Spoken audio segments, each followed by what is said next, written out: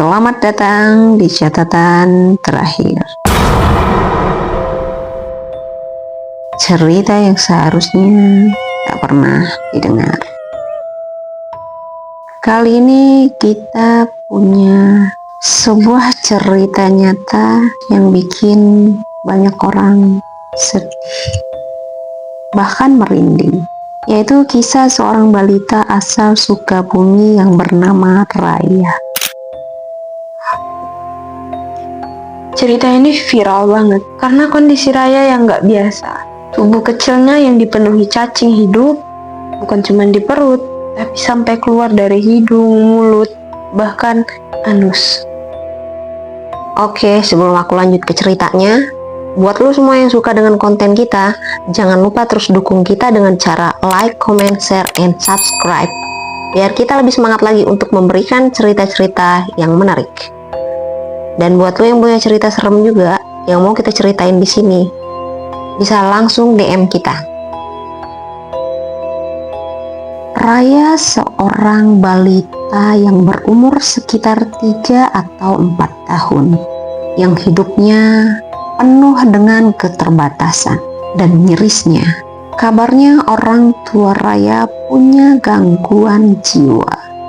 Jadi pengasuhannya sangat kurang atau kurang perhatian dari orang tua. Begitu juga dengan lingkungan tempat tinggal Raya yang juga tidak bersih. Faktor itulah yang bikin Raya ini rentan banget terkena infeksi cacing. Sesuatu yang sering kita anggap sepele, tapi ternyata bisa jadi masalah serius.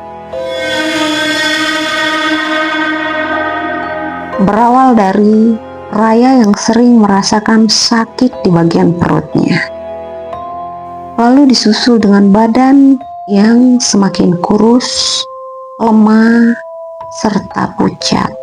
Tapi keterbatasan keluarganya yang tidak mampu membawa Raya ke rumah sakit, dan juga tidak ada BPJS. Padahal saat itu, dokter menduga infeksi cacing gelangnya tuh udah parah. Ya, Raya terkena infeksi cacing gelang. Bahkan cacingnya tuh bukan cuma di usus, tapi udah nyerang organ vital kayak paru-paru dan bahkan otak. Dan yang bikin geger, ada video sekitar 9 menit tersebar di media sosial.